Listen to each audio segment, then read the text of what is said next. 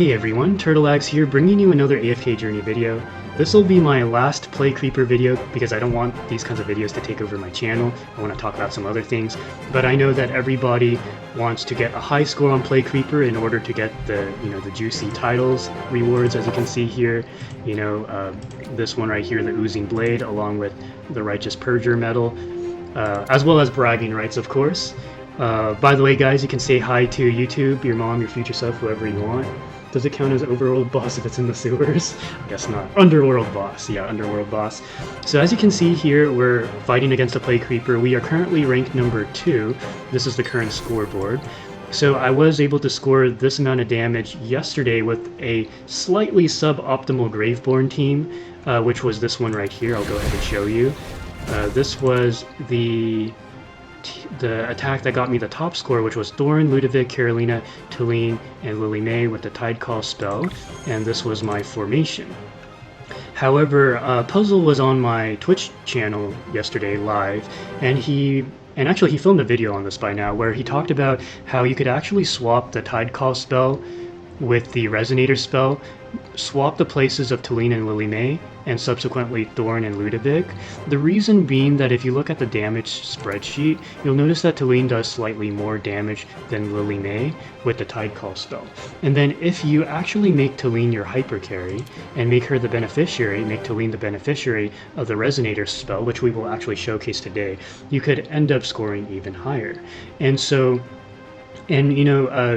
different content creators and different players have tried out different variations for this team, but this is pretty much almost the optimal team.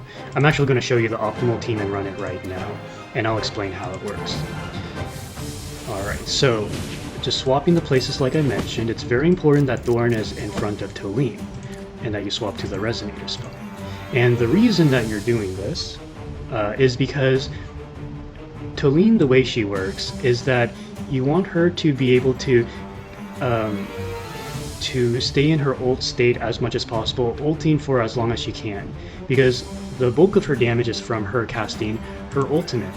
But the thing about casting her ultimate is that it consumes her HP.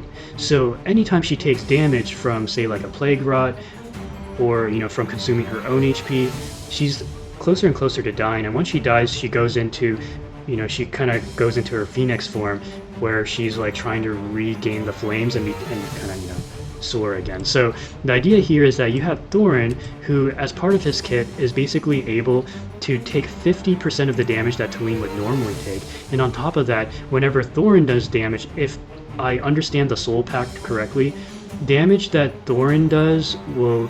Wait, I know Talene heals Thorin, but does Thorin heal Talene? I don't quite remember. But anyways, the Pact is very helpful for Talene with her survivability. And then, Ludovic, of course, is in this team in order to, provide burst heals for Talene so that she has plenty of HP to work with as she is ulting.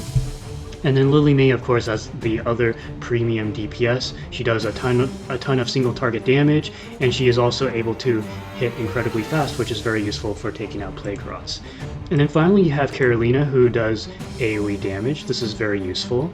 Yeah, so that's pretty much it for this team. Resonating spell will be blessing the rearmost ally, which in this case will be, if two people are in the back row, the rearmost right.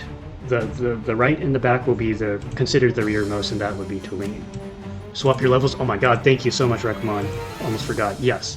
And so it's very important to swap your levels so that your main hyper carries are actually going to be the ones with the highest levels. So this is something that I often forget, and then Twitch chat needs to remind me, so thank you, Rekmon, for that.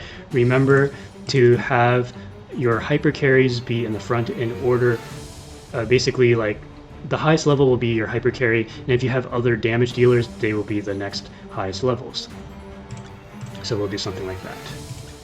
Okay, so confirm, and as you can see here, our levels are level synced to the places where we position the heroes.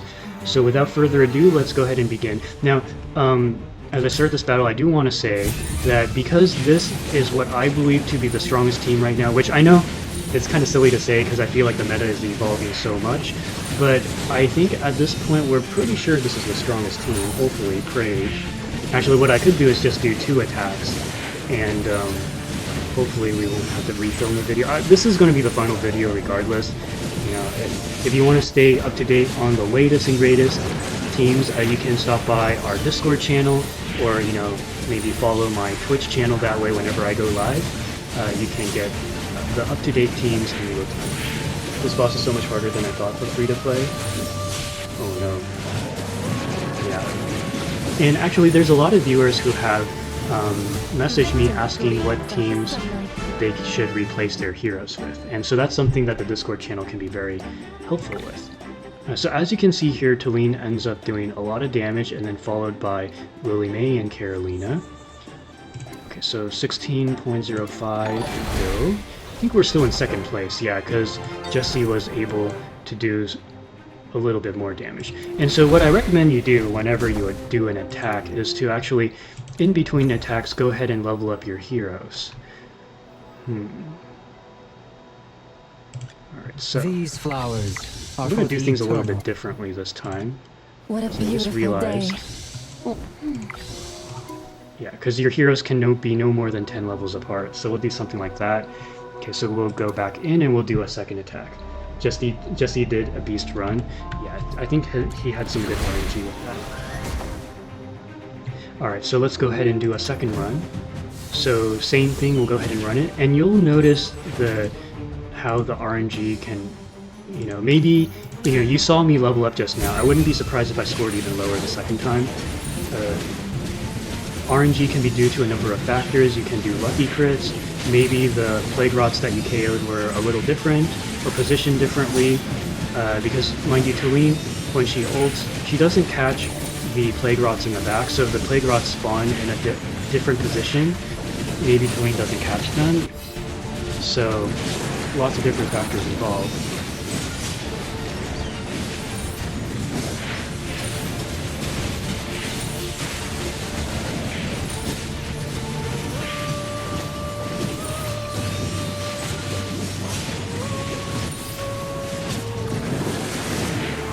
So 15.5 build damage. I think this was a lower score, yeah. Okay, so as you can see, I mean, Talene did less damage than she did last time, even though we leveled her up a little bit. Okay, so I think we'll do one more attack, because if a new meta team comes out, I can just update to that team tomorrow. Third, save up your attacks. New Greatborn on Analytica Discord Basilisk cooked. Okay, let's go ahead and look it up. I'll edit and fast forward to the Basilisk team. Okay guys, so we're back, and we are about to run this new comp. So this new comp does not run Talene. It runs Thorin still, runs Carolina. Oh, and credit goes to Basilisk, by the way. I'm assuming that Basilisk was the one who cooked this up. He cooked up the previous two formations, so yeah. And then Cessia.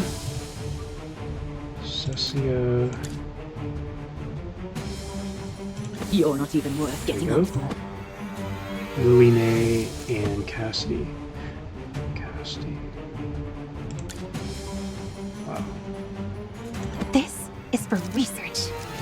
Okay, so the idea here is that Cassadee and Lily May are going to be the recipients of all the insane buff accumulations from being in the Greatborn talent tree, and then, you know, you have Cessia and Carolina also doing AoE damage. I think these two are basically on Plague Rot duty, and Lily May and Cassadee are on Plague Rot and bossing duty. And all of these heroes hit pretty hard. And just notice we're not running any healers, so this is a very hyper-invested team, and you're going to run the Tidecall spell. And so just to show you, this is the investment of my heroes. So EX20 Lily May, EX15 Cassadee, EX10 Cessia, EX20 Carolina, and EX15 Thorin. And you saw my Magic Charm sets as well. I think we... Oh, I think I swept already, right? For my Durus Trials? Shoot, I think I did. Let me backtrack for a moment. Levels! Oh my god. Rekmon, you're a lifesaver. So who ends up doing the most damage here? Damage tree. So Cassadee does the most damage, followed by Lily May. And then everybody else does peanuts damage. Okay. So I think this is it. So if you want to be really sweaty, it'd be like that. Okay. Are we good to go, guys? Nice for free-to-plays like me, Kickwin. Yeah, this is a very free-to-play friendly team, and everyone has Lily May. Coming at you live, new free-to-play com, dominating the scene. Let's get it. Alright! And Basilisk, once again, thank you so much. I responded to one of your comments earlier on another YouTube video, just thanking you for your contribution to all these insane meta teams that we're seeing.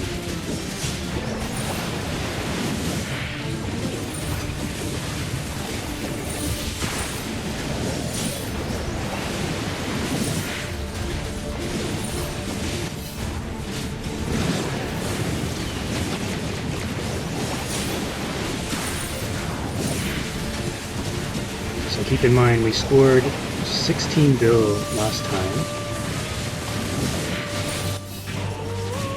We're going crossing. Yeah, new score. 16.6 bill. Okay, we're rank 1 now. Okay, so almost 17 bill with that. Holy. Dang. Very nice. So we should probably take a screenshot to send to Basilisk. Wow. Wow, he cooked hard.